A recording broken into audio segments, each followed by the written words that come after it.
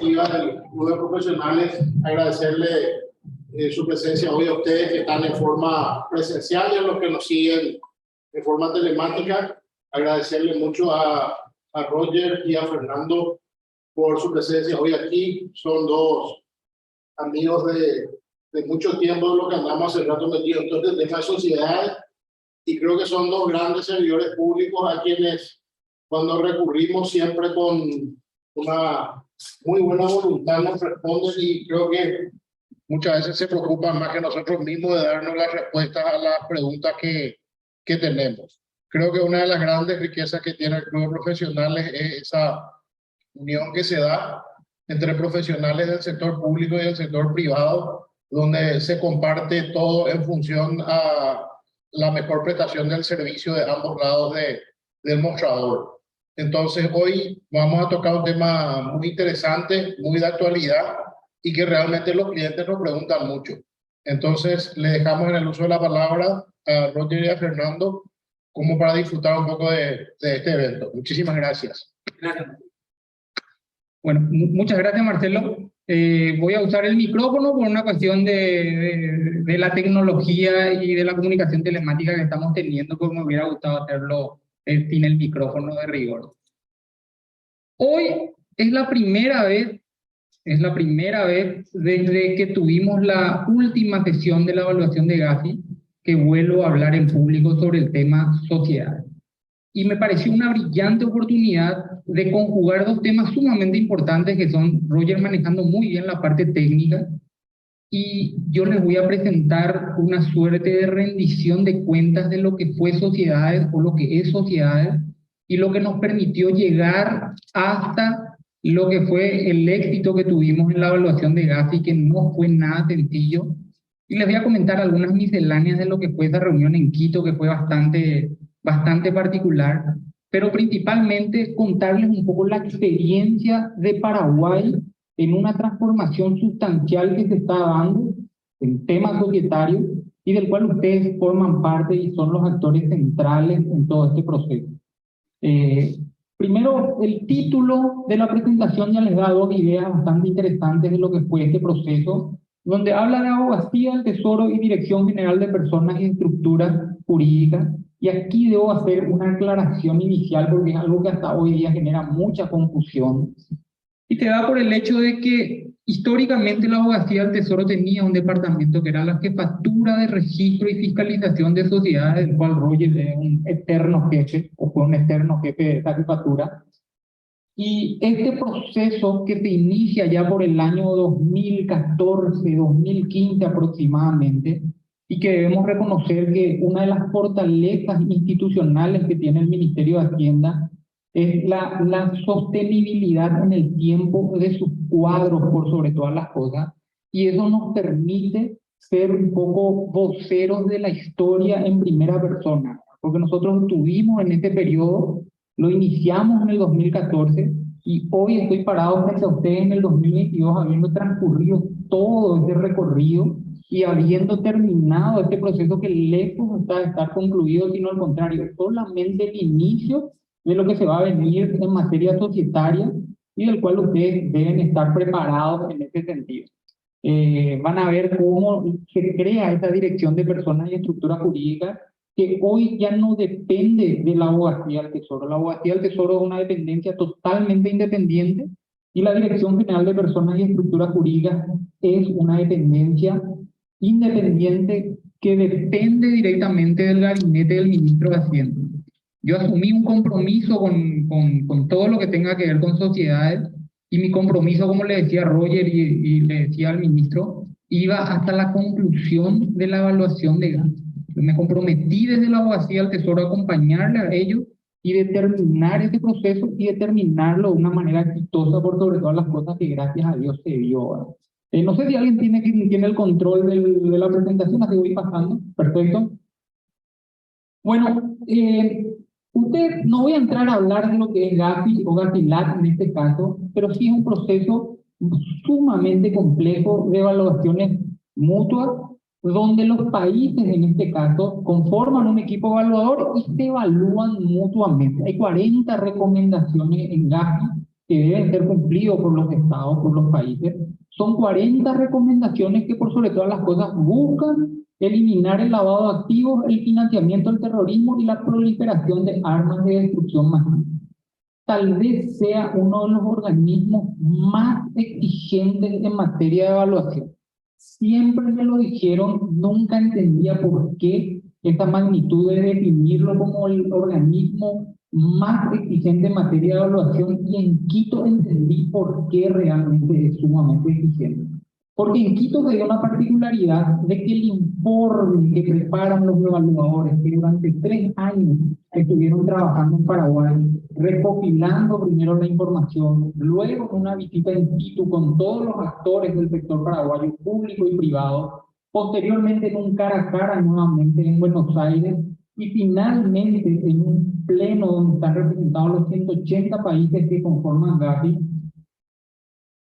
Ellos someten su último informe a consideración de los 180 países de Gavi, y estos 180 países revisan el informe de los evaluadores que hacen una recomendación en cuanto a la calificación. Y en el plenario, lo que hacen estos representantes es cuestionarle al equipo evaluador, y era una cosa realmente muy particular, que el país evaluado que estaba en el sillón de los asustados, vamos a llamarlo de alguna manera, que era Paraguay, que estaba acá, enfrente le tenía al equipo evaluador multidisciplinario de varios países, y alrededor los demás representantes de los demás países, en varios puntos cuestionaban el propio informe del equipo evaluador o las propias calificaciones que ellos colocaban. Y era un examen donde no solo tenía que rendir el país evaluado, sino también lo tenía que hacer el equipo evaluador. Y de ahí que tenemos una suerte de doble control a la hora de realizar la evaluación.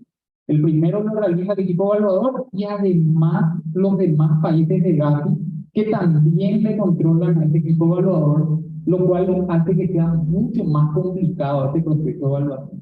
Pero ¿qué es lo que a Paraguay le afectaba allá por el año 2016, 2014, 2015? Surge un desafío sumamente importante, que es: tenemos que comenzar a trabajar sobre la 4ª ronda de evaluaciones mutuas de Gavi, que próximamente va a venir a Paraguay, y tenemos que cumplir una serie de recomendaciones. Paraguay, en la 3ª ronda de evaluaciones mutuas, que fue allá por el año 2008 aproximadamente, fue directamente a la lista gris, teniendo un 80% de incumplimiento en las normas.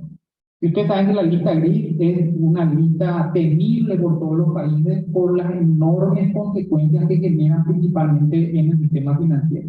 Algunas de las consecuencias: pérdida de corresponsalía, riesgo país aumenta, tasa de los bonos aumenta, inversiones que se pierden directamente porque los inversores primero se fijan si el país no se encuentra dentro de alguna de estas listas.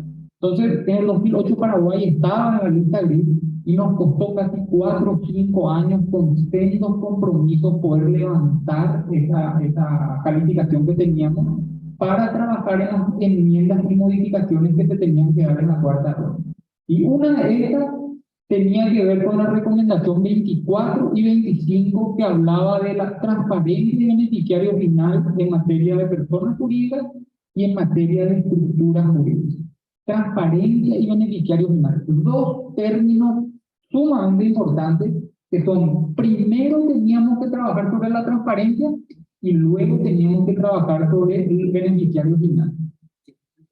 Nosotros necesitábamos contar con una información adecuada, precisa y oportuna de los beneficiarios finales, y sin embargo, en ese momento, en el 2016, Paraguay tenía plenamente sociedades anónimas con acciones al portador, lo cual iba totalmente de contramano con la transparencia que pregonaba Gavi, y no había forma de poder obtener una identificación del beneficiario final, que es la persona física que se encuentra realmente detrás de estas personas jurídicas. Mucho menos hablar de una información adecuada, precisa y oportuna.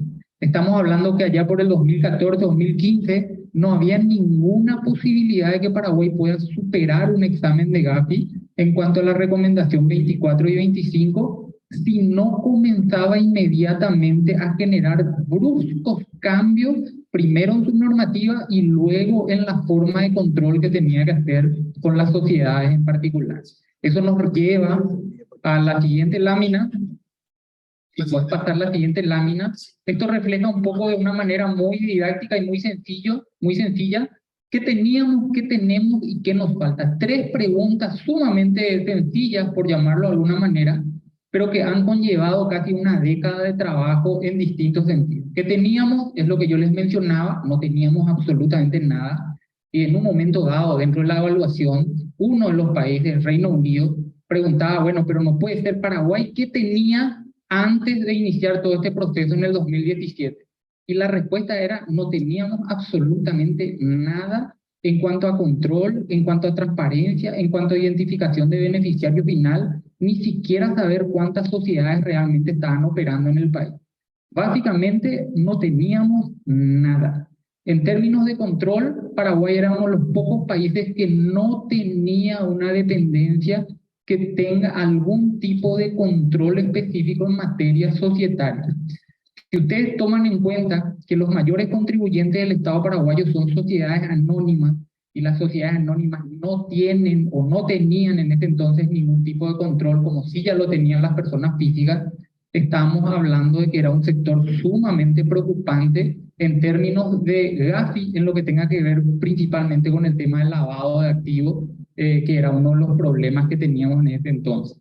¿Qué teníamos en materia de instituciones que controlaban? Si uno miraba la estructura del Estado paraguayo, lo único que podía encontrar era una jefatura que más o menos tenía algún tipo de relación con la parte societaria porque emitía dictámenes de constitución y en cierta forma tenía que hacer comunicaciones asamblearias a dicha dependencia. Sanciones no existían. Si hablamos entonces de normas, las normas que no son coercitivas son de difícil cumplimiento, no existen las normas voluntarias. Y sin embargo, en ese entonces las normas eran voluntarias. Si vos querés comunicar la comunicación asamblearia, pero no tenés ninguna obligación, porque si no me comunicas, yo no te voy a sancionar ni vas a tener problemas en el sistema financiero ni en ningún otro lado. Si vos querés, te inscribís. Realmente tenés que inscribirte en la dirección, en la jefatura, una vez que te inscriban en el registro público, pero no hay obligación. Entonces, ¿qué generaba esto? Generaba que el tráfico de trámites sea realmente ínfimo y todo sea a través de papeles mecánicos. Papeles, traslado de expediente, y todo era contacto directo con el usuario, que era el que recurría a la dependencia. ¿Qué tenemos? Tuvimos que hacer en el año 2016, conseguimos, luego de mucho trabajar en buscar una plataforma virtual que nos permita comenzar a inyectar tecnología por sobre todas las cosas. Firmamos convenios con tributación, firmamos convenios con el Poder Judicial, nos fuimos a hablar al registro público porque nuestro principal nexo es el registro público. Le decíamos, no es posible que un usuario, un inversor tenga que retirar una carpeta, tenga que trasladarse hasta el registro público para inscribir su sociedad. ¿Por qué no trabajamos en línea para que a través de un proceso virtual, cuando salga un dictamen ya directamente vaya a la dirección de registro público? Y fue muy difícil en ese entonces porque el registro decía, yo no tengo problema, voy a colaborar con usted, pero yo no tengo ningún tipo de soporte tecnológico ni de apoyo en este momento. Si ustedes nos van a facilitar toda esa infraestructura, nosotros vamos a sumar. Y en ese entonces éramos los hermanos pobres porque no teníamos ninguna forma de poder implementar ese tipo de infraestructura. ¿Qué nos enseñó esos 2 o 3 años?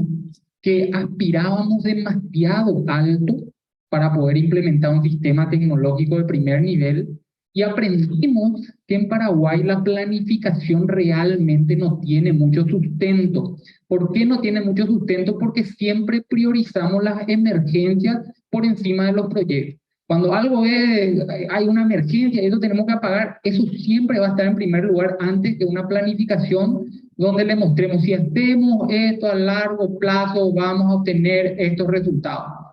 No prendió de esa manera y tuvimos que reformular totalmente.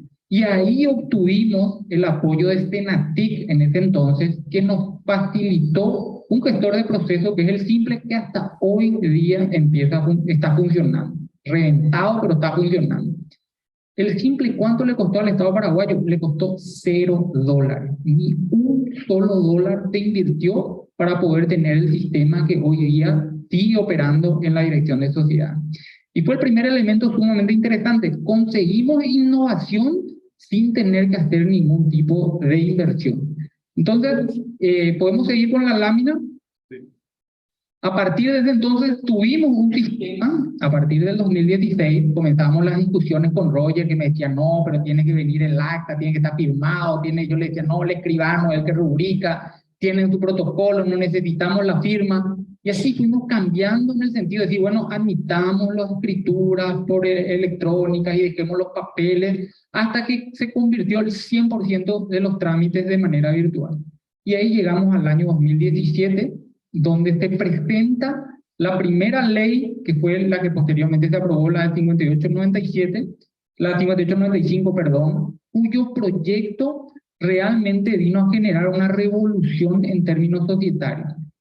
Tuvo mucha discusión en el Congreso Nacional, hubo mucha oposición inicialmente, que planteaba eliminar las sociedades anónimas con acciones al portador del Código Civil, y eso generó muchísima reacción de parte de la gente que estaba dentro del Congreso en los debates que se hacían, muchos argumentos del por qué era importante tener acciones al portador, de cómo durante la dictadura se ocultaron muchísimos bienes del dictador, familias pudieron mantener sus riquezas a través de las acciones al portador, y uno escuchaba eso y decía, bueno, justamente eso es lo que Gafi no quiere.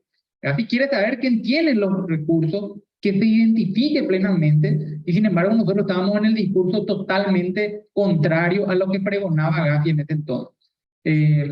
Se consigue que salga la ley 5895, que fue el primer paso importante, pero no salió sin una modificación que fue sustancial finalmente.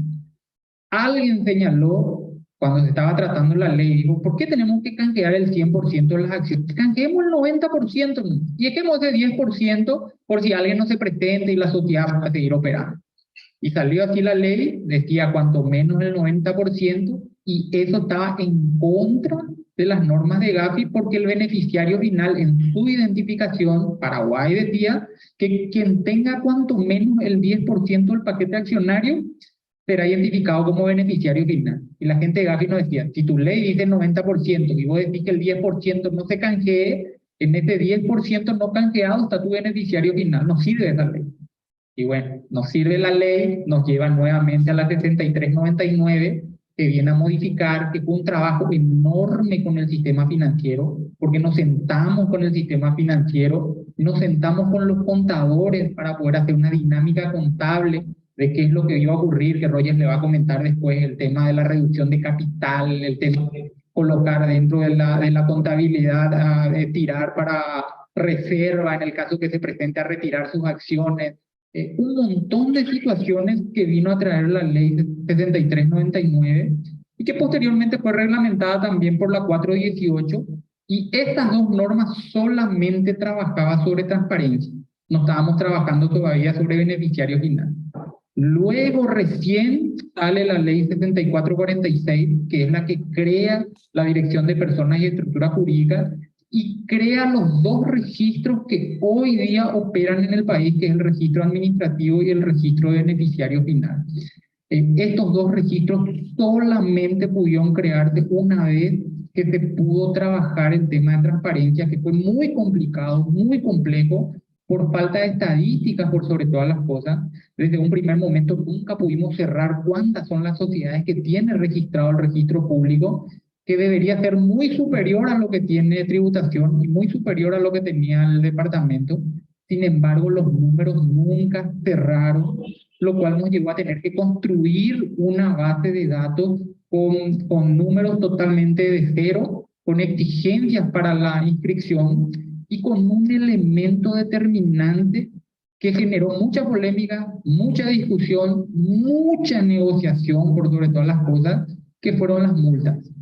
Las multas establecidas, recuerdo que las primeras capacitaciones que dábamos, el auditorio reventaba y había un montón de pedidos, gente que decía, pues no van a hacer otra capacitación, nosotros queremos participar. ¿Cuál era el motivo por el cual tanta gente participaba en las capacitaciones? No era entender realmente qué cambio es lo que se hizo en sociedad, por qué las multas están elevadas.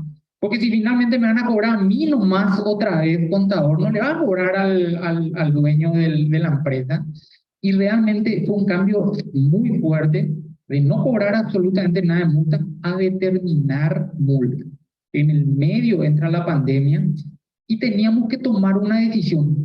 Estamos contra el reloj, tenemos que buscar el canje de todas las acciones, tenemos que crear el registro y nosotros seguíamos peleando con el tema de la multa. Entonces hicimos una suerte de pacto social de no agresión en el tema de la multa y dijimos, carguen el registro y después vamos a preocuparnos del tema de la multa. Inclusive surgieron iniciativas en materia de proyectos de leyes que exoneraban las multas que se habían generado hasta ese momento. Nosotros acompañamos esos proyectos que no salieron por A o B motivos en el Congreso, pero que generaban nuevamente el hacha sobre la cabeza de las multas que se generaban. Y había un elemento adicional que era muy importante. Había multas muy elevadas y demasiadas normas nuevas que salieron. Había que saber cuando yo transfiero a una sociedad, qué plazo tengo, actualización, qué plazo tengo para poder hacer mi modificación de estatuto, qué pasa si no lo hago.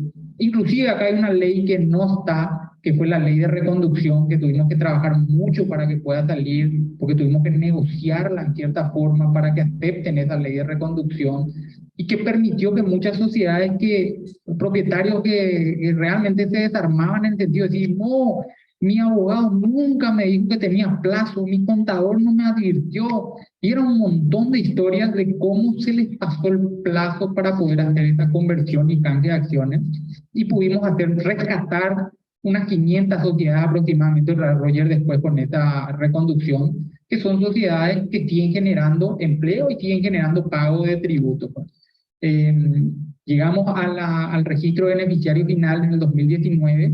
En el 2020 empieza la carga, teníamos que cargarlo rápido porque la visita in situ se daba en junio y no había tiempo, había que cargar, adecuamos el sistema, lo hicimos de manera de declaración jurada, cae la pandemia en el medio, lo cual nos hace nuevamente reformular todo el proceso de carga, reformular todo lo que tenía que ver con el tema de las multas, y finalmente pudimos concluir ese proceso de actualización del registro y a partir de ahí empieza una nueva dinámica. Si podemos ver la siguiente lámina, esto es un resumen para que ustedes dimensionen lo que hoy es todo este proceso societario, donde dice desde el 1 de julio del 2016 100% son trámites virtuales, al 31 de marzo del 2022 se han registrado 258.000 procesos, comunicaciones asamblearias, inscripción, modificación, se han registrado 87.627 comunicaciones en el registro administrativo y 91.000 en el registro de beneficiarios finales. Al 31 de marzo del 2022 se registraron 61.800 inscripciones de sociedades, incluidas las de constitución y modificación, e ingresa un jugador nuevo que hoy día está en pleno funcionamiento, que son las EA, que se da con 2.912 empresas constituidas hasta hoy día como empresas de acciones simplificadas, y se encuentran activos unos 455 usuarios con acceso al portal de datos abiertos para 12 instituciones del sector público y el sector privado, discriminados entre bancos, financieras, cooperativas, casa de cambio, casa de bolsa, automotores, EMPES, entre otros. Un total aproximado de 15.000 usuarios se encuentran activos en el sistema. Este es un dato muy relevante y sumamente importante porque estos 455 usuarios tienen acceso directo al sistema y a la base de datos, y ellos están revisando permanentemente los datos que obran en este registro, que es uno de los puntos más valorados por Gafi en cuanto a la transparencia y publicidad que tiene el registro de beneficiario final. Este es simplemente ya un resumen más detallado de lo que son las 258.000 procesos, pero que les muestra en una fotografía todo lo que se ha generado en este tiempo, en la cantidad de procesos que se vinieron generando. Si tenemos la otra lámina,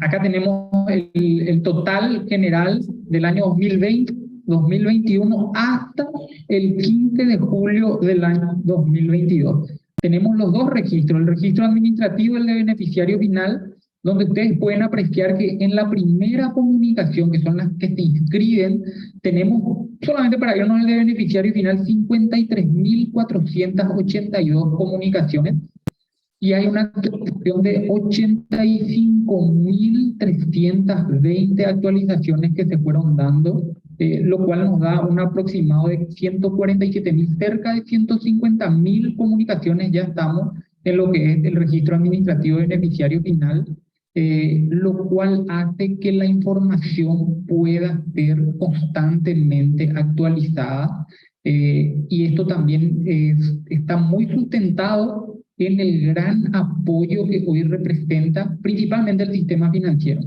Porque el sistema financiero, nosotros tenemos la obligación de comunicar bimestralmente quiénes están agregados al registro, las actualizaciones que se dan, y el sistema financiero le exige a sus clientes que si no están registrados o no están actualizados, no pueden operar en el sistema financiero.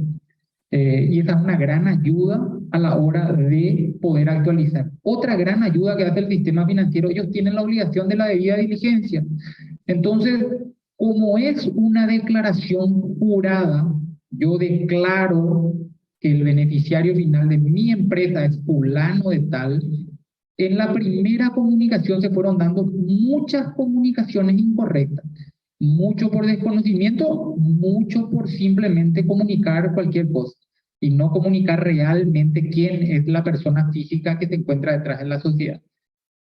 Y esa información inmediatamente salta cuando el banco del cual esa persona jurídica es cliente verifica la comunicación en el registro y encuentra inconsistencias entre lo que él tiene de documentos dentro del banco y lo que él comunicó en el registro de beneficiario final. Entonces salta esa primera alerta y el banco le indica, pero acabo de declararte una cosa en el registro y yo tengo totalmente otra información vinculada a tu empresa. ¿Cuál es la información correcta? Porque si vos estás declarando en un registro público esta información y a mí me pasas otra información, yo tengo que suspenderte la cuenta.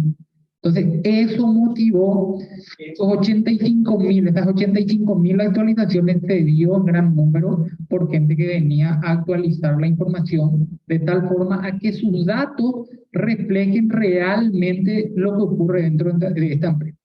Y eso nos está ayudando de sobremanera para mantener actualizada la información. Es lo mismo que ocurre hoy día en la Dirección de Contrataciones Públicas, porque Contrataciones Públicas verifica en línea lo que declaran accionistas y beneficiarios finales. Cuando una persona jurídica se presenta a un concurso, en la Dirección de Contrataciones verifica y contrasta la información que tiene con la del registro y salta esa inconsistencia que luego es subsanada. Bien, digamos, acá tenemos un dato sumamente interesante del acceso y uso que se le da al sistema de datos abiertos, donde ustedes pueden apreciar tres cifras que a nosotros nos ayudó enormemente en este proceso de evaluación de Gafi, porque al momento de la visita in situ, que fue el 26 de agosto del 2021, nosotros empezábamos a puro pulmón con los usuarios, con el acceso, porque Gafi tenía que verificar que el sistema estaba disponible, que era de acceso público para los sujetos del sistema financiero y que se accedía a la información. En ese entonces, cuando recién empezábamos con esto, teníamos 184 sujetos que estaban como usuarios y apenas teníamos 232 accesos en ese momento.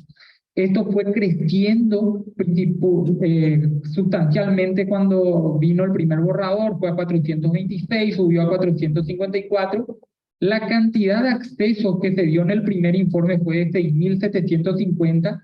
Cuando nos fuimos al cara a cara en Buenos Aires ya fue a 9.113 y cuando nos fuimos a Quito ya teníamos 17.129 consultas que se venían haciendo el registro, lo cual mostraba una utilización permanente y constante del registro de beneficiario final, que hoy ya es prácticamente una realidad el funcionamiento y la utilidad que tiene para las instituciones tanto públicas como privadas. Bien, siguiente. ¿Qué nos falta? Y nos falta todo.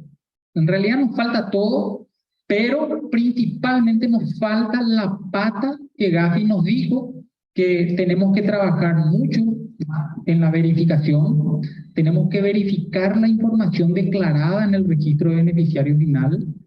Tenemos que controlar que esa información sea adecuada y tenemos que sancionar, porque la sanción fue uno de los puntos que en este pacto social que habíamos hecho básicamente de no reclamar el tema de las sanciones para que se pueda cargar y se pueda actualizar.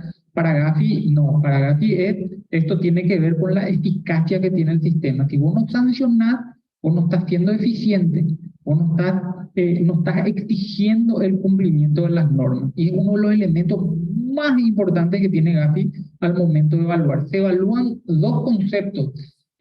Por un lado, se evalúa todo lo que tiene que ver con el cumplimiento técnico, tener las normas adecuadas, y por el otro lado, la eficacia, la efectividad que tienen las normas.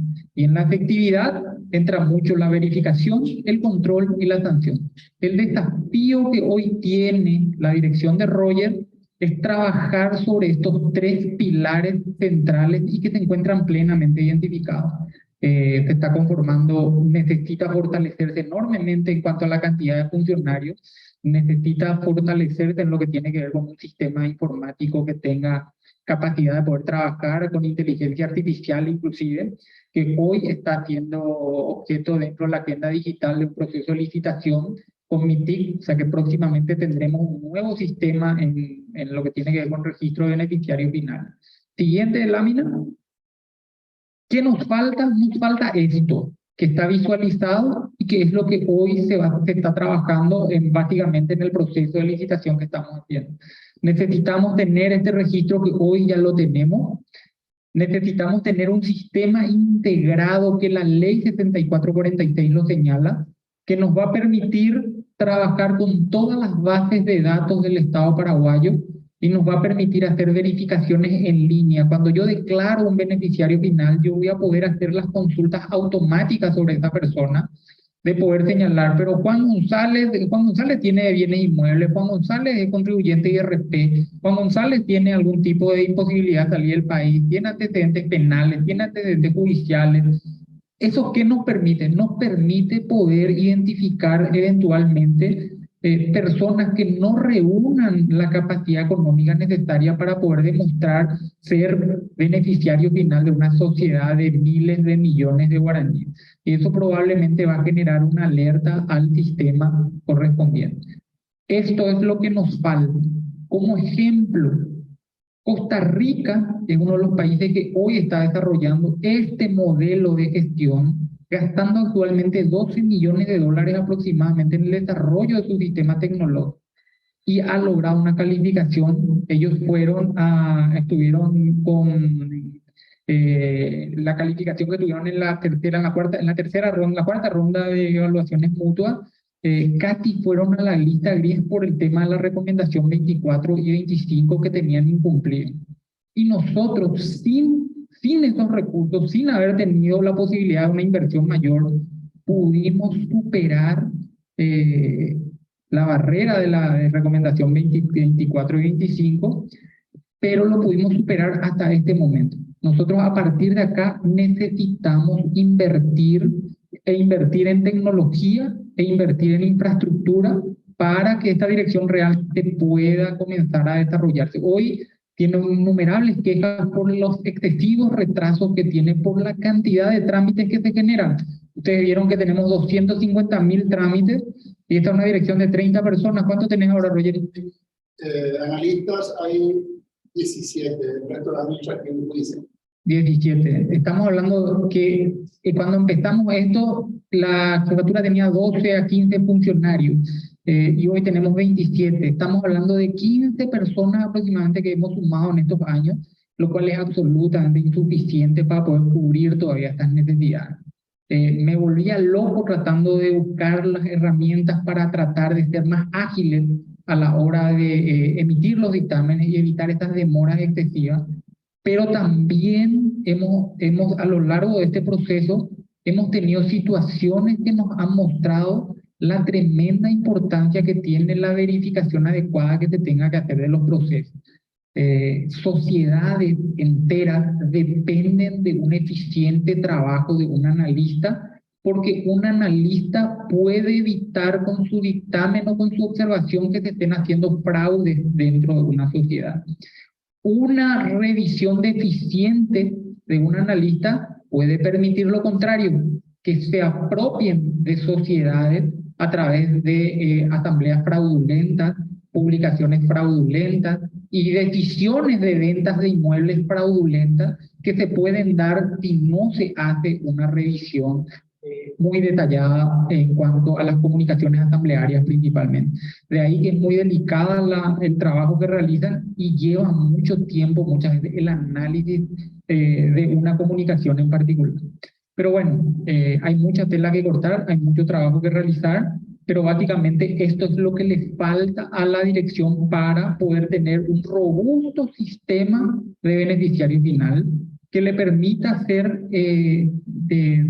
una herramienta muy válida y muy utilizable para todos los sectores del país. Hoy día el registro lo utiliza muchísimo la Fiscalía, utiliza mucho CEPRELAB, que constantemente lo está realizando, el sistema financiero por sobre todas las cosas. Para muestra, Gafi tiene 180 países aproximadamente que conforman Gafi.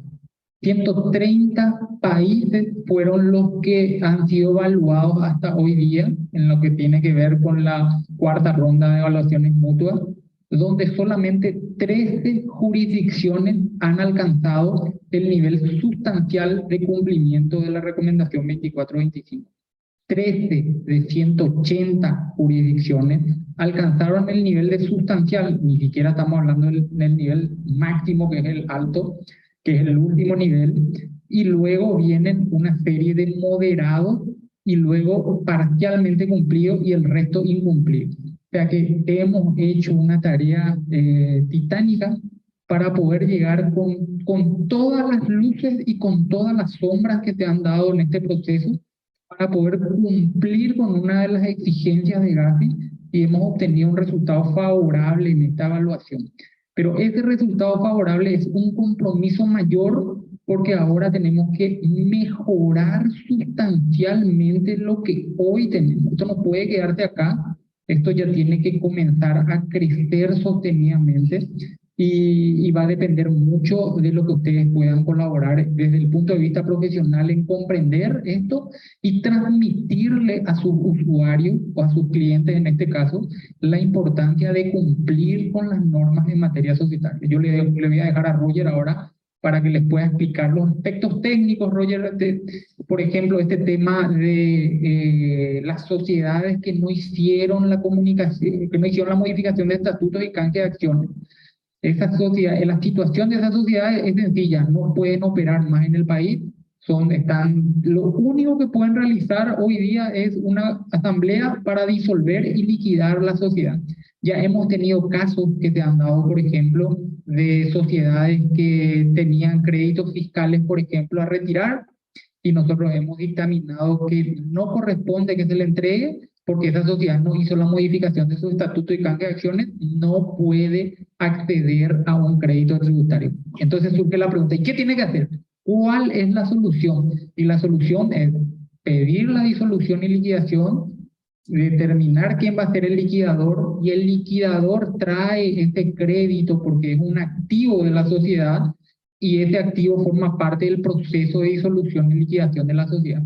O un acreedor de esa sociedad puede pedir la disolución y liquidación y traer esos créditos societarios que están como créditos fiscales para poder liquidar correspondientemente esa sociedad. Esto se va a dar muchísimo a partir de ahora, porque estas sociedades no pueden más tener cuenta bancaria, no pueden tener más actividades con la administración tributaria y no pueden realizar ningún tipo de operaciones comerciales. Con esto yo termino esta parte, después podemos hacer algunas preguntas sin ningún inconveniente y les dejo con Roger para que Roger pueda ir dando más puntualizaciones técnicas sobre el tema. Buenas tardes. Voy a sentarme en vista de que nuestro pendrive no está funcionando, no lee la máquina, entonces voy a hablar directamente sobre lo que es. Lo poco que me queda por acá, el doctor Benavente ya medio que explicó todo. La ley de la transparencia nace con la ley 5895/17 de fecha 5 de octubre del 2017. En su artículo segundo establece que todas las sociedades de pleno derecho deberán convertir las acciones al portador por acciones nominativas. Y al siguiente punto, en el artículo segundo, dice de que puede hacerse por medio de un acta de directorio, no precisamente por asamblea. Porque el artículo 1080 del Código Civil es claro al respecto, en donde habla de que cualquier modificación de los estatutos deberá hacerse por asamblea extraordinaria. Pero en este caso, la ley especial, la de que es opcional, por asamblea extraordinaria como también por acta de directorio. En el caso de que se hubiera hecho por asamblea extraordinaria, se podía modificar cualquier punto. Y cuando era por acta de directorio, sí tenía sus requisitos, que tenía que copiarse el artículo anterior, copiar el artículo como queda ahora, excluyendo el término al portador y estableciendo quiénes eran los propietarios de las acciones o registrados en el libro de registro de acciones a la fecha, porque son acciones al portador. Perfecto. Nace con la 5895, que es la ley de la transparencia. Seguidamente surgieron problemas en el sentido de que el artículo 700 del Código es claro cuando dice deben ser hechos en escritura pública. Y ahí cita todo lo que debe ser hecho en escritura pública, entre ellos en el tercer párrafo dice los contratos de sociedades, sus prórrogas y modificaciones. ¿Ok? Entonces, sí o sí se realice por acta de directorio o por acta de asamblea, la modificación del estatuto para la conversión de acciones deberá elevarse a escritura pública. Una vez que se presentaba la abogacía del Tesoro en esta época o la dirección nuestra, se hacía el estudio correspondiente, el análisis y se daba el dictamen favorable o se rechazaba, se observaba en caso de que no cumpla con los requisitos. Llevado al registro público para su inscripción, el registro público no quería inscribir puesto que era por acta de directorio. Ellos exigían que sea por acta de asamblea, pero ¿qué pasa? La ley te da la opción. Entonces, ustedes saben bien que la ley 879/81, el artículo 345, crea el registro de personas jurídicas y asociaciones. Y ahí en este artículo 345 dice, deberán inscribirse las constituciones y sus modificaciones de todo tipo de personas jurídicas. O sea que estaban obligados a escribir. No te dice que si hiciste por asamblea o si hiciste por directorio. Pero sí, uniendo todo esto, tenemos el redondeo de que se hace la modificación del estatuto por asamblea o por directorio, se eleva a escritura pública y sigue todos los pasos hasta la inscripción en el registro de personas jurídicas de asociaciones. Desde ahí sí se empezó ya a inscribir en el registro de personas jurídicas de asociaciones todas las modificaciones, aunque sea por directorio o por acta de asamblea. Bueno, hasta ahí tenemos. Después está la ley 6446 y todo esto que por redondeo establece y crea el registro de beneficiario final y el registro de personas y estructuras jurídicas. Ahora pregunta la gente, ¿quién es el beneficiario final? El beneficiario final es todo aquel, es una persona física, solamente persona física, no persona jurídica, que se esté incluido en alguna de las 5 condiciones.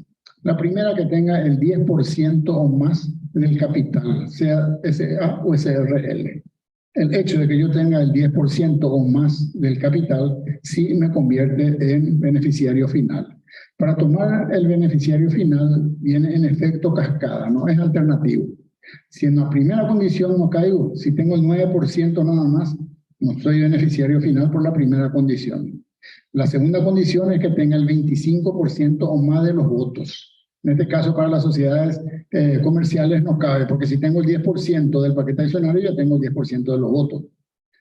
La tercera condición, sí, que son los gerentes, los directores o los que puedan ejercer alguna dirección en la sociedad. En el caso de sociedad anónima, son directores, presidentes, vicepresidentes. En las SRL sí son gerentes.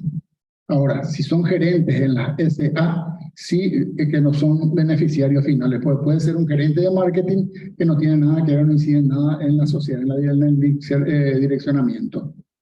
Y además que use o disfrute o usufructúe bienes de los activos de la sociedad.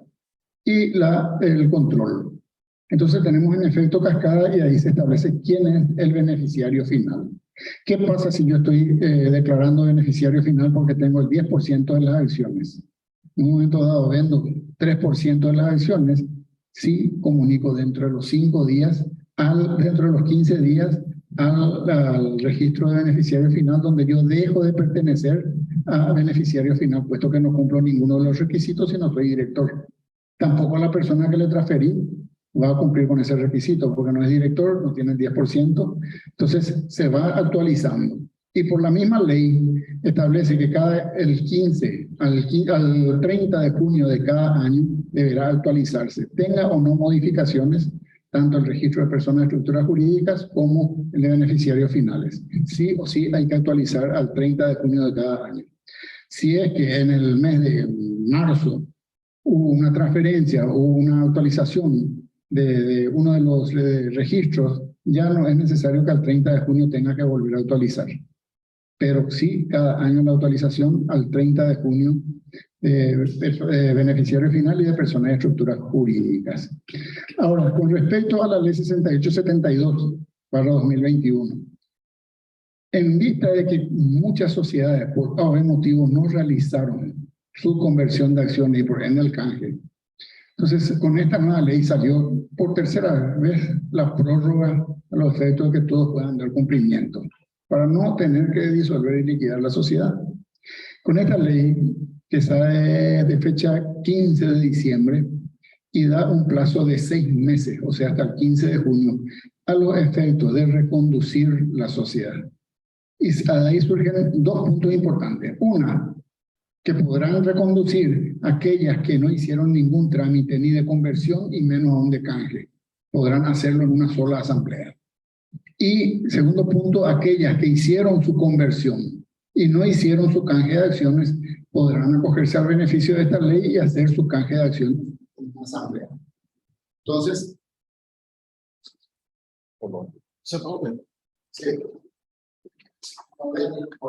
se prendió, sí. Entonces, ¿qué pasa?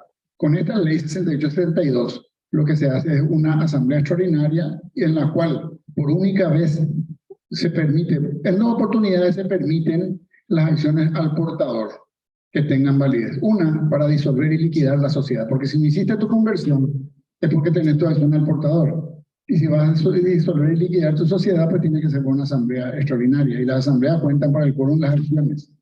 Y si no lo hiciste, entonces sí se puede utilizar las acciones al portador. Segundo punto, si es que vas a hacer la conversión de acciones por esta asamblea extraordinaria, acogiéndote a los beneficios de esta nueva ley, vas a tener que hacer únicamente tu asamblea con acciones al portador. No vas a poder acceder con nominativas, puesto que no la tenés. Tiene una multa de 150 jornales.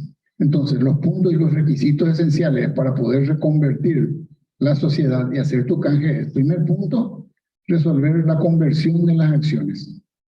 Segundo, la modificación del estatuto social, donde pasa a ser del portador a nominativas. Tercer punto, el canje de las acciones. O sea que se canjearían las acciones al portador por certificados provisionales nominativos. ¿Por qué? Porque no se podrá canjear por el certificado definitivo o por la acción definitiva o cartón, como le llaman, en razón de que uno de los requisitos que están en el artículo 1069 del Código es que en la acción se debe mencionar las inscripciones de los registros públicos. Y mientras no se inscriba esa escritura de conversión en el registro público, no vamos a tener ese dato. Por lo tanto, el canje que se realiza durante esta asamblea es por el certificado provisional nominativo, que tienen las mismas menciones que las acciones, con excepción de la inscripción en los registros. Perfecto. El último punto es la disminución del capital. ¿Por qué? Dice la norma que tiene que ser aprobada por unanimidad. Unanimidad, no el 100% de las acciones, unanimidad de los presentes. Si tenemos el 80% de acciones presentadas, pues tenemos quórum suficiente para desarrollar el acto y canjear el 80%. Y el 20% ausente sí conlleva directamente la disminución del capital. ¿Por qué? Lleva la disminución del capital a los efectos de que ese 80% se convierta en un 100% de acciones nominativas. Entonces, directamente se hace la disminución de capital por esa fracción que no se presentó a la asamblea. Pero se resuelve por unanimidad de los presentes. Se eleva a escritura pública, se presenta a la dirección la escritura correspondiente, previa presentación de los recaudos asamblearios, pagando ya la multa, va a los registros públicos, se inscribe. Una vez inscrita en los registros públicos, se tiene 15 días de plazo para canjear el certificado provisional por las acciones definitivas. Y se comunica ese canje a la dirección, a la empresa, y la empresa tiene 5 días para comunicar a la dirección. Terminó el trámite y tiene las acciones definitivas nominativas. Y la disminución de ese capital, de esa porción que no se presentó, entonces queda con el 100% de las acciones canjeadas. Esa es la manera de... Y también los que hicieron su conversión de acciones, pero no canjearon, porque son dos cosas distintas, lo que es conversión, lo que es canje. Y aquellas que no canjearon, entonces tenían la oportunidad de hasta el 15 de junio de realizar dicho canje por medio de esta asamblea, canjear por los certificados provisionales, inscribir, canjear por las definitivas. Entonces, tenemos los dos puntos de que se trata en esta asamblea, y es con acciones al portador. ¿Por qué? Porque estas acciones al portador, en ese momento en que se canjean, se le aplica el sello de anulado y queda a disposición en guarda en la caja social por 5 años a los efectos de verificación en un tiempo más adelante. Porque si no es fácil decir si canjeamos el 100%, y al hacer la verificación apenas tienen 30%. Es fácil de detectar. Bueno, es lo que tenemos con la parte del canje de las acciones y también con lo que es el beneficiario final. Hablamos que son personas físicas. En caso, dicen, y si el accionista es una persona jurídica y tiene el 30% del capital, entonces por la cadena de control se establece quién es el responsable o el representante de esa persona jurídica accionista, y es la representante, el beneficiario final por la cadena de control por esta persona jurídica. Entonces sí se tiene totalmente el control. El otro punto muy importante que escuché que en otros países están haciendo, por ejemplo, ¿qué pasa si no hice mi conversión de acciones, no hice mi canje ni nada? Tengo que ir a la disolución. Pero ¿qué pasa? Puedo hacer un acta de directorio, protocolizar y abrir una sucursal en la Argentina, en Brasil, en Panamá, donde sea. Tengo una sucursal, disuelvo esta sociedad, y viceversa, puede ser de otro país acá también. Disuelvo esta, pero trabajo con mi sucursal. Pero mi sucursal no tiene sustento alguno acá porque mi sociedad acá ya se disolvió. ¿Y qué van a saber en los otros países de ahí donde establecí mi sucursal, si existe o no existe? Ahora se están tomando medidas y se están recabando datos y requisitos a los efectos de establecer una sucursal, tanto en el extranjero como para nosotros. De tal manera que no vengan a constituir sucursales de sociedades que ya están disueltas o por algún motivo ya no existen, como también las que están acá y que tengan que llevar a otro país. También la redomicialización, que no van a poder hacer, puesto que con las acciones del portador no van a poder realizar su acto asambleario. Y así son estos puntos importantes que tiene, que puedo agregar al doctor Benavente, que yo pueda agregar más. Y sí. ¿Puedo hacer una pregunta, Roy? Sí. A ver, supongamos que en este auditorio todos ya cumplieron con las normas societarias, todos están al día, hicieron todo su canje, comunicación al registro. A partir de aquí, ¿cuáles son los puntos que tienen que atender o tienen que tener en cuenta, que tienen que comunicar a la Dirección General de Personas y Estructuras Jurídicas para no tener ningún tipo de inconveniente, principalmente con el tema de las multas? ¿Qué tengo que hacer con relación al registro? ¿Qué tengo que hacer con relación a las asambleas? ¿Cuánto tiempo tengo para comunicar? ¿Puedes aclarar puntualmente, Roger? Perfecto. Con respecto a las asambleas, no tiene multa, pero dice la norma, dentro de los 15 días hábiles posteriores a la realización del acto asambleario, deberán comunicar a la dirección la realización del acto asambleario adjuntando los siguientes documentos. Y te cita toda la documentación que deben de adjuntarse a la presentación. Como bien sabemos, todo es virtual, no hay nada que sea físico, no hay papel físico, totalmente virtual. Tiene plazo de 15 días, pero no tiene sanción, la parte asamblearia.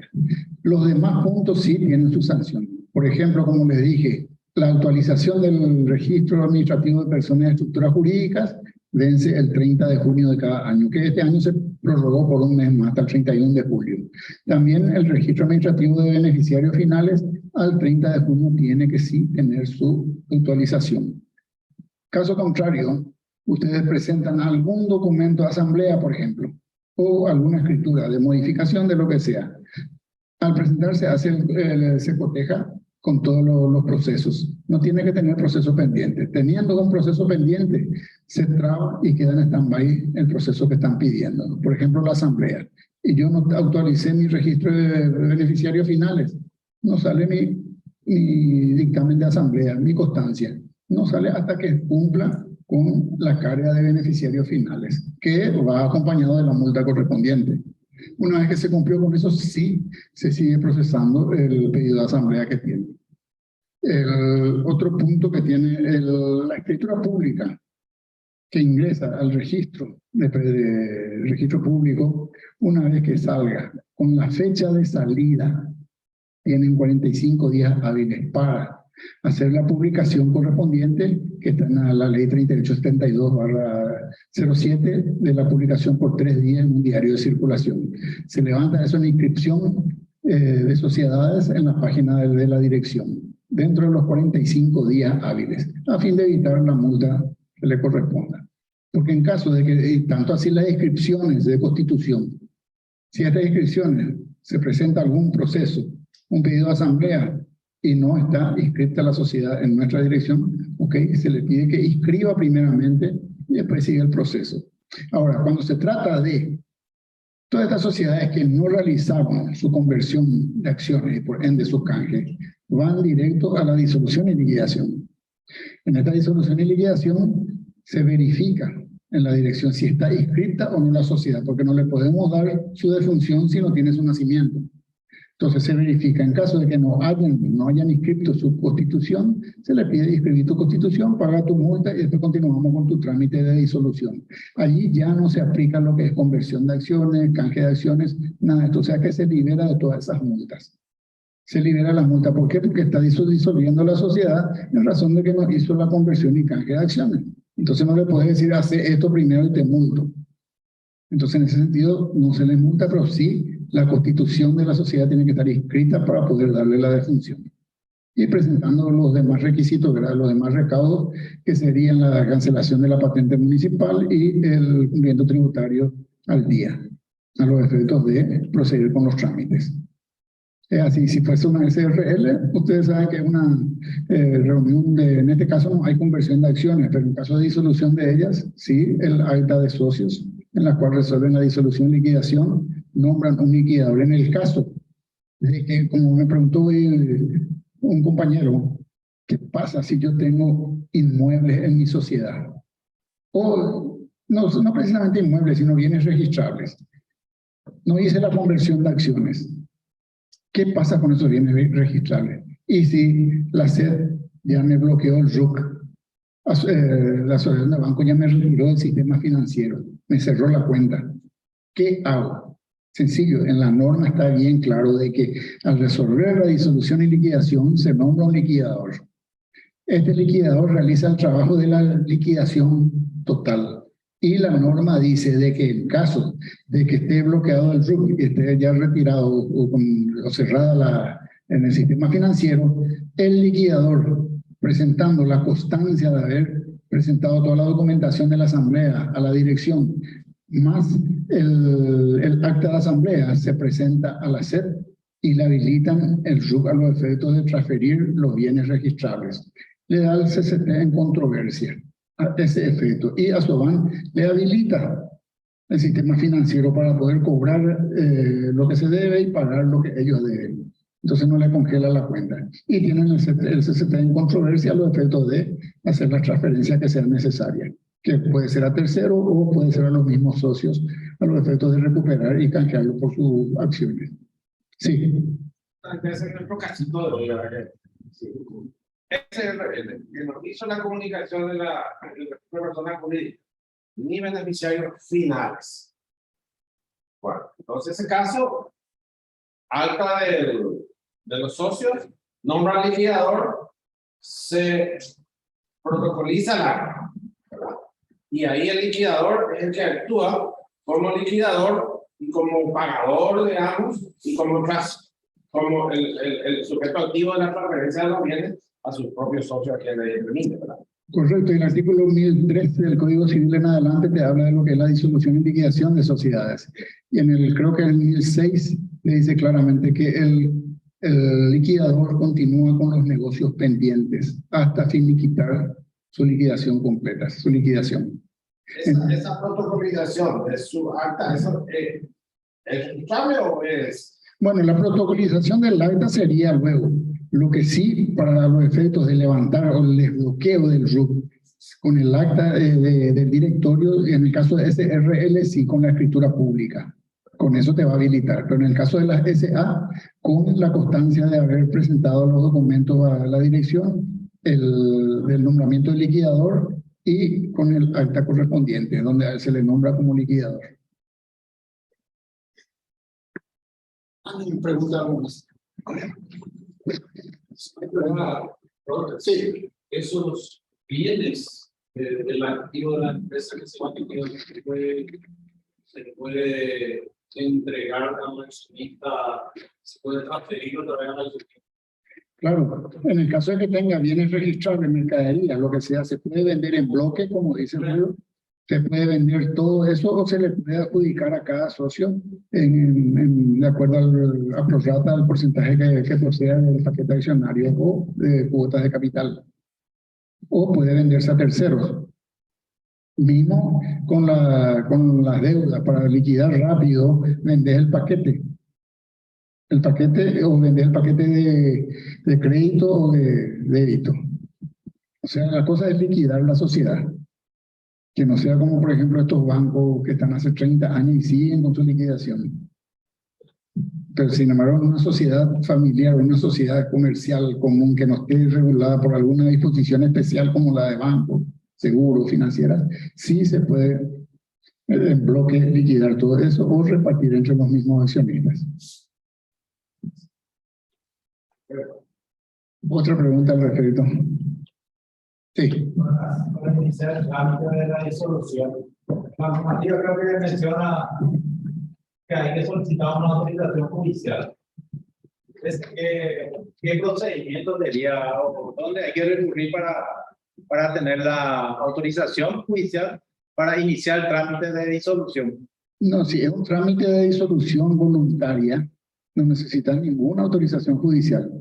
Es voluntario, se convoca a la asamblea, artículo 1081, si ustedes leen, establece que si el directorio no convoca, puede convocarlo el síndico. En caso de que ninguno de ellos no lo haga, sí se puede recurrir a instancia judicial. Pero es voluntaria la liquidación, salvo que sea forzosa, que sí va a entrar en un juicio a los efectos de disolver y liquidar. Como yo leí nomás en la disposición de reconducción, en el último artículo habla de... Sí, es lo que estamos esperando para tener la lista de todos los que nos han convertido sus acciones y que no disolvieron voluntariamente, entonces sí, vamos a enviar para que sea judicialmente la disolución y liquidación. Pero lo que más conviene es lo que todos hacen es la voluntaria.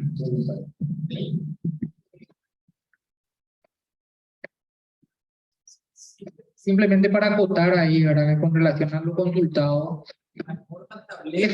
la norma establece que la disolución forzosa en este caso lo puede realizarse a través de la abogacía del Tesoro, que puede pedir la liquidación judicial de las sociedades.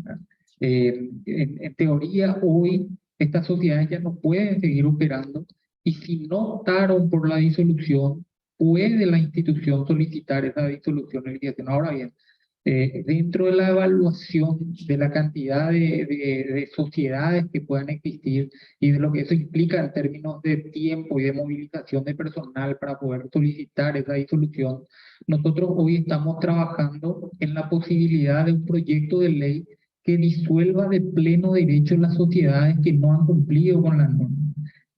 Volvemos nuevamente al origen del mal, le llamo yo, porque en el 2016 ya habíamos conversado sobre esta situación, porque consultores del Fondo Monetario principalmente nos habían dicho de que Uruguay implementó ese mecanismo de la disolución por imperio de la ley. Y nosotros en ese momento éramos reacios y hasta hoy día lo somos en cierta forma, porque las sociedades son personas jurídicas sujetos de derechos y obligaciones. Y hay muchas cuestiones que están insertas dentro de una sociedad. Hay acreedores, hay deudores, y disolver de pleno derecho una sociedad podría afectar enormemente derechos de terceros, con lo cual es muy difícil hacerlo por imperio de la ley. Sin embargo, tendríamos que explorar, o estamos explorando esa variable para tratar de, por lo menos las sociedades que no tienen ningún tipo de bienes inmuebles o que fueron constituidos en algún momento dado o que fueron de maletín propiamente dicho, de que puedan por imperio de la ley disolverse y evitarse este trámite engorroso de que ellos no lo van a disolver porque no tienen ningún interés económico en la disolución de una sociedad que ya no lo utilizan, y el Estado insume muchos recursos en tratar de ir a pedir judicialmente la disolución de una sociedad que ni siquiera sabemos dónde está. Entonces, para esos casos, disolverlo por imperio de la ley sería una solución bastante buena, donde el registro simplemente tome nota de esta situación y nosotros en esos certificados mercantiles que estamos trabajando ahora con la industria para tratar de sacar, donde certifiquemos que una sociedad se encuentra activa en el país. En este certificado mercantil va a decir, esta sociedad no cumplió con la ley tal, por tal, no se encuentra vigente para las disposiciones legales paraguayas, con lo cual no puede operar en ningún país del mundo. Todavía seguimos trabajando en perfeccionar esa sanción que es muy difícil de aplicar en cuanto a la disolución y liquidación. Al sistema financiero le genera un problema enorme, le genera un enorme problema porque no es fácil bloquear una cuenta bancaria y decirle a la sociedad, bueno, ahora ya no podemos acceder a tu plata, ni te puedo dar ninguna línea de crédito nueva, ni podemos generar ningún tipo de refinanciamiento, pero me tenés que pagar la deuda. Igual no vas a tener que seguir pagando la obligación porque es una obligación natural que tenés. Entonces, mucho se discutió con el sistema financiero en su momento, esa sanción en particular. Por eso hablaba de que aún nos falta mucho por desarrollar y mucho que discutir todavía en este apartado de la disolución de la sociedad. El otro tema que Roger tocó también, que hay que discutirlo mucho aún, que no se están percatando las sociedades principalmente, es que tenían que reducir el capital al monto de las acciones nominativas canjeadas. Muchas sociedades no lo hicieron aún y están operando de manera irregular. No pueden operar con acciones al portador y con acciones nominativas. Las acciones al portador dejaron de tener validez y un accionista no puede presentarse a una asamblea presentando sus acciones al portador. Debe ser rechazada por la sociedad e inmediatamente debe hacer una asamblea extraordinaria para reducir su capital a las acciones nominativas correspondientes. Los bancos van a comenzar a exigir esta situación y de hecho la norma lo establece claramente que tenían 6 meses para poder hacerlo. Hoy están en falta y están en infracción que conlleva una sanción. Así que esos dos puntos hay que tener en cuenta, hay que atender, porque a la hora de las consultas que le puedan formular una sociedad, va a decir, bueno, pero yo tengo tantas acciones que no se canjearon, que tienen ahí, ¿qué hago con esas acciones? ¿Verdad?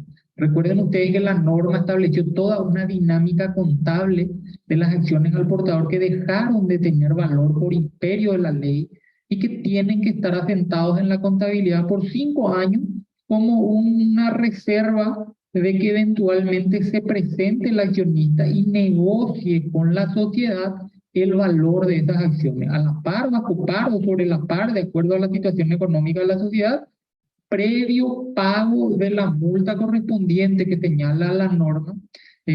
Simplemente el antecedente del por qué dice previo pago. Cuando discutíamos con el sistema financiero, una de las grandes preocupaciones del sistema era, escucha, si nosotros simplemente le decimos que si no canjeó va a venir a reclamarme el valor de la acción, muchos no van a canjear y van a venir a pedirme nomás que le devuelva el valor de esa acción. Entonces, ahí como una suerte de sanción le colocamos, bueno, vamos a colocarle que te tiene que llevar la boleta de pago de la multa correspondiente, que si no canjeó en tiempo es la multa máxima. Entonces, no es un incentivo muy bueno no haber canjeado para ir a reclamar nomás el valor de tu acción porque la multa es muy elevada. Entonces tengo que hacer la evaluación ahí, entre pagar la multa y reclamar el valor de mi acción, probablemente mi acción ya haya perdido porque no voy a reclamarle más a esta sociedad. Y dentro de 5 años, cuando prescriba el derecho de reclamar estas acciones, las sociedades van a comenzar a descargar de su contabilidad y van a comenzar a transparentar nuevamente los valores reales. Ahí va a quedar 0 kilómetros. ¿Y por qué a los 5 años? Porque el artículo 660 del Código Civil habla de la prescripción y es por 5 años. Que queda ese capital a disposición del que manifieste o el que se presenta con las acciones al portador, previo pago de multa, retira ese capital y entrega las acciones que serán anuladas. Muchas veces, si mi capital o el valor de mis acciones, supóngase que es de 3 millones de guaraníes, pagar la multa y el pagar más de la cuenta, dejo mis acciones, llego a los 5 años y prescribió ese dinero a favor de la sociedad. Ahora, las que yo estoy pensando, o sea, estuve analizando, las que se van a hacer judicialmente, no sé cuáles serían las que están con problemas. ¿Por qué? Porque si está activa mi sociedad y yo tengo acciones al portador y se tengo que disolver, voy a seguir hasta el momento en que la SED me bloquee el RUT y eso me bloquee me saque del sistema financiero. ¿Qué voy a hacer si estoy activo? No puedo comprar, vender, no voy a tener factura, no voy a tener nada, no voy a poder operar. Entonces sí, obligatoriamente voy a tener que hacer la disolución y liquidación, pero va a ser voluntaria. Porque ¿de qué me sirve tener mi negocio y no vender, no trabajar, no hacer nada? Entonces me conviene más hacerla voluntaria. Ahora, aquellas que están inactivas hace años y cosas así que no tienen nada, si no hacen voluntariamente, van a tener que hacerlo judicialmente, de alguna manera, o de pleno derecho, según el caso que sea. ¿Alguna otra pregunta? Sí, simplemente para cerrar nuestra participación, mucha controversia se generó en todo este proceso, muchas discusiones, mucha negociación con escribanos, con abogados, con contadores, con el sistema financiero, con empresarios, mucha resistencia inicial de que no, esto vamos a judicializar, esto es inconstitucional, esto no puede ser, no nos pueden, están apropiando, acá hay una confiscación de las acciones, un montón de situaciones. Y sin embargo, estamos hoy ya hablando de lo que se viene para adelante y no hemos tenido acciones judiciales, Roger, lo cual nos incentiva de sobremanera, ¿verdad? Porque hoy no estamos preocupados en tratar de responder a acciones judiciales o acciones de inconstitucionalidad o esto, y hablan las claras un poco de que sirvió finalmente toda esa negociación que se hizo con todos los sectores para tratar de entender el contexto de qué es lo que se quería hacer. Porque finalmente hoy es el momento de que las sociedades ya dejaron de operar, las que no cumplieron.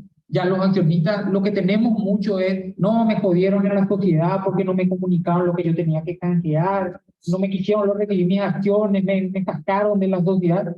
Comienza a haber problemas de sociedades, de los accionistas entre sí, con las sociedades, que son cuestiones particulares, o de repente tenemos muchas cuestiones, no, esto está en sucesión, no pudimos hacer el canje porque está controvertido el problema, bueno, pero son cuestiones encapsuladas dentro de procesos judiciales que pueden tener una solución judicial finalmente. Pero en general, el proceso se está llevando de una manera adecuada, sin muchos contratiempos en materia judicial, ya con una nueva tendencia a ir trabajando sobre lo que será un proyecto de ley para eliminar estas sociedades inactivas, tratar de trabajar algo que el grupo de profesionales ha venido trabajando con Carlos y el equipo, que eran modificaciones que necesariamente hay que hacerle al Código Civil. Hay que actualizar el Código Civil. Este Código Civil está pensado para sociedades con acciones al portador y hoy no tenemos acciones al portador. Entonces hay que comenzar a pensar de que, por ejemplo, las telemáticas ya deben estar en el Código Civil. Ya tenemos que hacer todas asambleas virtuales, no más presenciales. No más presentar las acciones para la asamblea, porque ¿para qué presentar las acciones a la asamblea si hoy son todas nominativas? Yo sé quién es el titular de una acción, no necesito más presentar, porque en ese momento había que presentar para saber quién era la persona física que realmente era titular de esta acción. Hay modificaciones que se pueden hacer al Código Civil que puedan tornar más eficiente la persona jurídica llamada sociedad anónima. Un escribano en alguna oportunidad me decía, este tema de las EA nos mata, nos saca del circuito y hoy día vamos a quedarnos sin fuente de trabajo, ¿no? yo le decía, no, al contrario, tenemos que ayornarnos y tenemos que comenzar a visionar cómo podemos nosotros estar otra vez por delante de estos avances que tenemos. Uno de ellos es ver cómo podemos hacer para mejorar sustancialmente el proceso de constitución de una sociedad anónima.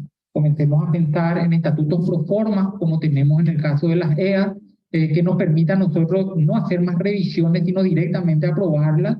Le decía a uno escribano, ya es hora de que los escribanos comiencen a pensar de que sus protocolos ya son arcaicos. No se puede manejar más de una manera simplemente con libros bajo el brazo y llevado a la casa y guardado y se perdió toda la información. Y tu cliente que está en Ciudad del Este tiene que venir hasta Asunción para firmar, que hoy tenemos firma digital, que tiene la misma validez que la firma holográfica.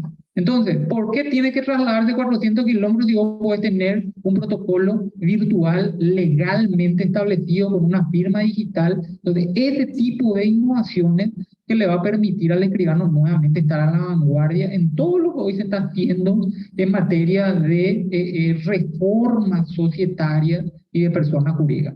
Hoy es una realidad, tenemos casi 3.000 empresas de acciones constituidas rápidamente y esto va a seguir creciendo y en proporción va decreciendo la constitución de sociedades anónimas. Entonces, las sociedades anónimas siguen siendo la persona jurídica top en materia de empresa que puedo constituir, pero requiere de unos ajustes sustanciales y requiere de unas iniciativas parlamentarias para poder lograr.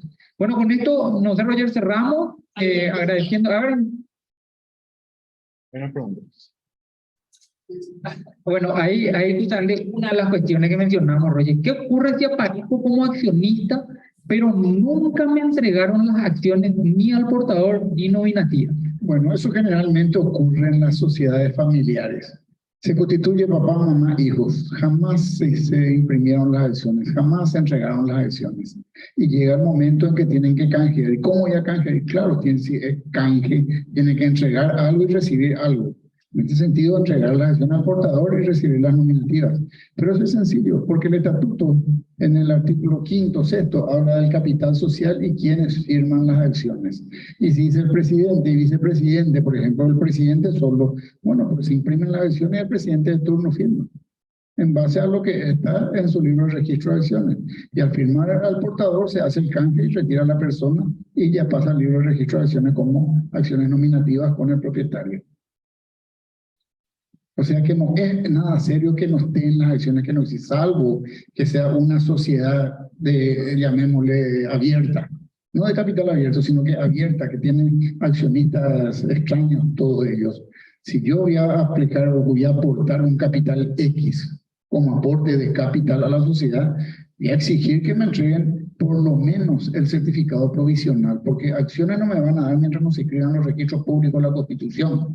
Entonces, que me dé algo que fundamente mi aporte, que va a ser el certificado provisional nominativo, que es la misma cosa que tener las acciones. Una vez que se escribió, los estatutos sociales se escribieron en los registros públicos, sí me voy y le exijo porque a ella van a poder imprimir las acciones, los títulos definitivos. Entonces me voy, canjeo mi certificado provisional, pero no le voy a dejar, no voy a poner mi plata y no voy a traer nada que respalde el aporte que hice, que es al contrario lo que sucede. Generalmente se hace la sociedad anónima, como no se deposita el capital, supuestamente se aporta y nadie puso un peso. Entregan las acciones, pues se van a reclamar cuando hay pelea. Acá están mis acciones. Y quieren reclamar el capital que está en la escritura pública. Realmente lo que señala Roger va a pasar a ser historia a partir de ahora porque las acciones al portador ya no figuran en nuestro sistema, sistema legal, pero es una práctica común. O lo que siempre escuchábamos cuando decía, yo quiero saber de tal empresa porque mi marido creó una sociedad anónima y yo me estoy separando y yo sé que él tiene escondido su plata ahí. Y normalmente antes era una práctica común también la sociedad anónima, acción al portador escondida y nadie sabía la riqueza dónde estaba. Pero en el caso de la consulta puntual, como decía Roger, si yo no tengo las acciones al portador, dependo de la buena fe que pueda tener el directorio de esa SA para no tener las acciones al portador. Yo igual te voy a generar una acción al portador y te voy a canjear ahora para que yo pueda registrar esa al portador. Pero muchas sociedades no hacen eso y desconocen directamente a la persona que te presenta. Otras quejas que suelen haber, yo soy el accionista, Yo soy ahí, figuré, yo esto de aquello, hace 5 años no voy mal asociado, 4 años, y ahora figura otro con mis acciones, pero son al portador. Entonces directamente en el libro de registro de acciones, referido a fulano. Nunca luego tuvo la Y nunca tuvo la acción, entonces no puede protestar. Ahora, si yo tengo las acciones, los cartones, como le llaman, que sean al portador, sí podría reclamar porque tengo el justificativo de que soy el accionista. Y si alguien se figura como accionista de mis acciones, porque está todo numerada, es que figura de cómo vos te estás figurando acá como accionista si yo soy el que tengo. Vamos a ir leyendo un poco más, Roger, las preguntas para tratar de responderla. ¿Y de qué implica que te liquide una SA? ¿Qué pasa con el capital integrado? Ya creo que explicamos eso en términos del proceso de liquidación, de los activos que tenga la sociedad y en la prorrata para los accionistas de lo que sobre del proceso de liquidación. Pagadas todas las cuentas, saldadas todas las deudas, si existe un saldo positivo de la sociedad, se distribuirá prorrata entre el porcentaje de las acciones que tienen los accionistas correspondientes. Y ahí empieza a devolverse el integrado que menciona la consulta. Sí, a ese efecto, para redondear, el artículo 959 del Código Civil dice: por el contrato de sociedad, 2 o más personas creando sujetos de derechos se comprometen a aportar bienes y servicios y soportando las pérdidas y beneficiándose con las utilidades. O sea que si hay utilidades, retira utilidades, sea en asamblea o en fin de ejercicio o en liquidación. Y si hay pérdidas, igualmente cubre las pérdidas en el ejercicio fenecido o en la liquidación. Hay otra pregunta que dice, a ver, sí, El síndico puede ser nombrado liquidador. El síndico puede ser nombrado liquidador. Bueno, todos los estatutos establecen la liquidación será realizada por los directores y con una observación del síndico, salvo que la asamblea decida otra cosa, dice. Pero el síndico puede ser un director, puede ser un tercero, cualquiera puede ser el liquidador. Pero siempre piden que se acompañe el síndico. ¿Por qué? Porque el síndico es el que vela por la plata, por el dinero, el aporte de los socios. Es la obligación del síndico rendirle cuenta a los socios. Entonces, ¿quién mejor que el que acompañe la liquidación? otra pregunta, Roger, dice, si ya está hecho el canje y la conversión, pero no se levantó, lo puedo hacer ahora. Entiendo que esto no se levantó al sistema de la comunicación, lo puedo hacer ahora. Bueno, puede levantar la escritura de conversión ya escrita en los registros públicos, pero ¿de qué le sirve? Porque va a pagar multa si no va a poder hacer el canje. No le sirve de nada. Claro, a ver, aclarando, el canje ya lo tuvo que haber hecho, pero supongamos, Roger, que hizo la modificación y recordemos que el canje lo tiene que hacer dentro del directorio. El directorio hace el canje correspondiente una vez que haya hecho la inscripción de la escritura de modificación. Sí, Y el canje lo hizo dentro del periodo, pero nunca comunicó. correcto, pero si no comunicó, ahora ya no puede comunicar. Lo que hubiera hecho es comunicar en el plazo del 15 de diciembre al 15 de junio con la asamblea extraordinaria, realizar nuevamente el canje, que va a quedar ya Correcto. Bien, otra pregunta. Una vez la multa por comunicación o registro tardío generada la liquidación por Marangatú en la visión integral se visualiza pagos no aplicados. ¿Es porque requiere algún paso adicional o en algún momento debe desaparecer este concepto? Acá vale 2 aclaraciones. Una, hoy estamos trabajando con el equipo de Oscar para poder establecer las facilidades de pago dentro del sistema Marangatú, porque es un pedido recurrente y nosotros entendemos que las multas son muy elevadas y debe haber facilidades de pago en ese sentido. Próximamente se estaría habilitando el módulo de facilidades de pago. 2, las multas societarias están contempladas dentro del sistema de una colaboración que nos hace tributación para poder asentarlo dentro del sistema Marangatú. Por eso aparecen pagos no aplicados, porque no está vinculado a ninguna obligación tributaria propiamente dicha, entiéndase, IVA, renta o algún tipo de obligación propia de las actividades que maneja el sistema Marangatú. Y eso posteriormente, una vez cancelado, se solicita y se excluye como pagos no aplicados y no afecta la expedición del certificado de cumplimiento tributario ni el timbrado en ese sentido. Otra pregunta, Roger dice, la disolución de la sociedad que no hizo comunicación de canje, ya no, entonces, ¿cómo queda ya que desean realizar su disolución? El mismo ejemplo, ya hizo, pero no, entonces, ¿qué hace? Hace directamente la disolución de la sociedad. Si es sociedad anónima, que tiene que ser sociedad anónima, porque ese RL no hace conversión. Entonces convoca una asamblea extraordinaria y disuelve y liquida. Directo. Directo. Bien, vendí mis acciones y nunca me pagaron. Vendió sus acciones, nunca le pagaron, pero el comprador ya figura como accionista en la abogacía del Tesoro. ¿Puedo cambiar nuevamente a mi nombre las acciones o necesariamente debo accionar judicialmente para ello? Asumamos que ya son acciones nominativas las que se está refiriendo, ¿verdad? Y la norma establece la obligación de cualquiera de las partes de la comunicación correspondiente. Correcto, pero ahí tiene que haber una transferencia de acciones. Si está el nombre de la otra persona, si yo voy a vender mis acciones, en muchos casos ahí vendí en cuotas y no me paga, ¿cómo puedo recuperar? Pues si vendiste en cuotas, venderle a uno las acciones y va comunicando la transferencia. ¿Para qué le va a vender? Ese es entre comprador y vendedor. Si le diste todas tus acciones y no te paga, es cosa tuya. Ahora le tenés que pedir que te vuelva a transferir, que no te va a transferir. Es más, la norma dice dentro de los 5 días está obligado el adquiriente a comunicar a la empresa. Y la empresa 5 días hábiles para comunicar a la abogacía del Tesoro de la transferencia de las acciones, sin perjuicio que también lo haga el vendedor.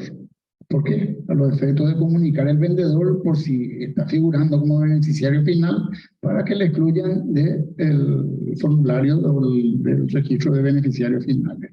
Pero que venda en cuota, acciones o que no le pagó, ya es entre socios, entre comprador y vendedor. Es más, aunque le venda sobre la par o bajo la par, para la sociedad es el valor nominal.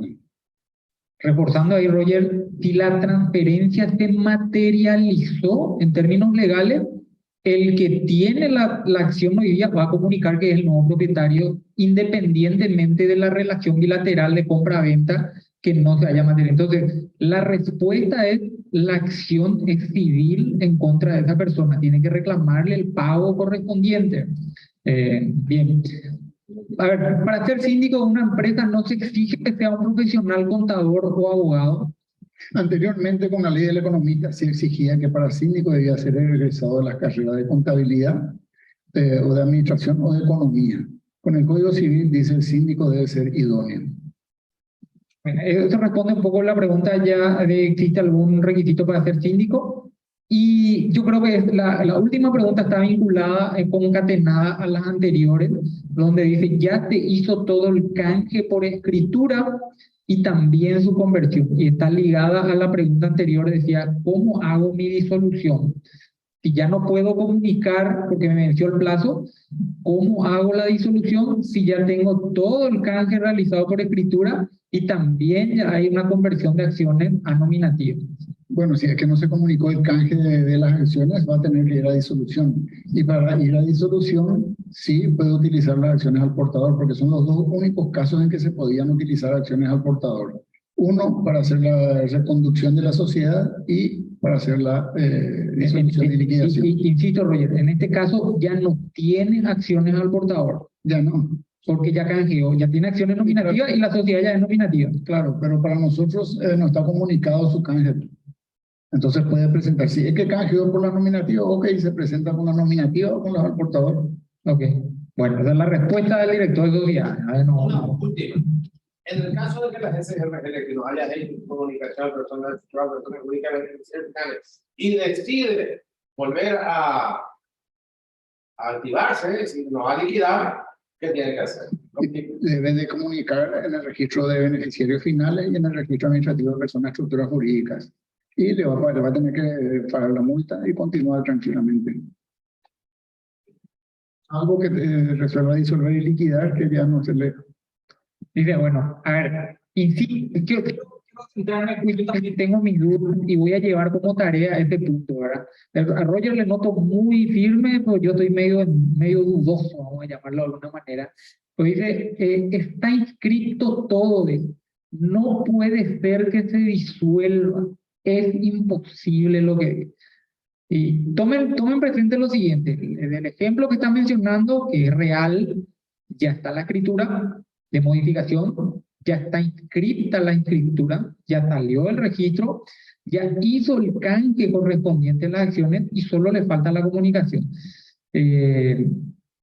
Yo tengo mis dudas y voy a verificar porque realmente no tengo la precisa, no puedo afirmar que no lo pueda hacer, porque siempre tengo en la cabeza el principio de mantenimiento de la empresa en funcionamiento, ¿verdad? A mí me gusta que las empresas traten de seguir funcionando, ¿verdad? Yo no quiero matar a las empresas, yo quiero que las empresas sigan aportando, sigan teniendo fuentes de trabajo, sigan pagando impuestos, y matándolas no es la forma, ¿verdad? Así que siempre tratamos de buscar la forma de que la interpretación tienda a darle la oportunidad de poder seguir operando en el mercado. Pero lo que Roger dice, Roger está en el día a día y él maneja mucho mejor las normas que yo en ese sentido. Sí, pero la norma misma te dice de que tenía un plazo para comunicar tu canje. O si no, todas aquellas que hicieron su conversión y no canjearon van a decir, sí, yo ya hice mi canje, pero no comuniqué, por un lado. Por otro lado, la 6872 dice, aquellas que hicieron conversión y no hicieron el canje, tenían que hacer una asamblea ahora, hasta el 15 de junio, para hacer ese canje. O las que no hicieron ni conversión ni canje, también podrían hacer en esta asamblea la conversión y el canje. Ahora recuerdo por qué esa norma. Esa norma fue cuando se discutió del por qué el plazo de canje vos tenés que comunicar, porque hay un punto ciego. El punto ciego se da en el canje de las acciones que se dan en la empresa. Y el canje de las acciones en la empresa no puede tener un control de la autoridad. Y yo puedo decir que canjeé mis acciones hace 6 meses atrás, pero en realidad hoy estoy haciendo el canje. Y mi acta de directorio dice lo que canjeé hace 6 meses atrás. Por eso el plazo de comunicación establecido, que era la única forma de poder determinar que el canje se realizó en el tiempo debido. O si no, podía aparecer un año después una persona que decía, no, yo canjeé hace 1 año y medio atrás, pero me olvidé de comunicarme. Pues, está bien. Bueno, es el caso muchas veces, funciona la empresa normal, que paga IVA todos los meses y tiene cuenta bancaria, sí. Pero les adelanto que se va a caer por completo esta estructura. Las sociedades hoy, nosotros tenemos ahora en agosto la comunicación bimestral que tiene que salir ahora en agosto, donde comunicamos al sistema financiero las que cumplieron, ¿no?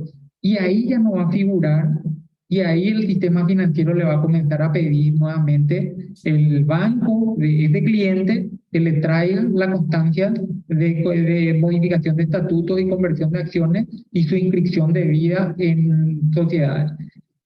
Cuando esta sociedad pida o realice una comunicación o realice una asamblea ordinaria posterior, se va a presentar con todos sus accionistas y va a realizar la asamblea. Va a comunicar, porque tiene que comunicar a la dirección de sociedades, porque le exige el sistema financiero, porque le exige aduana, le exige el mercado.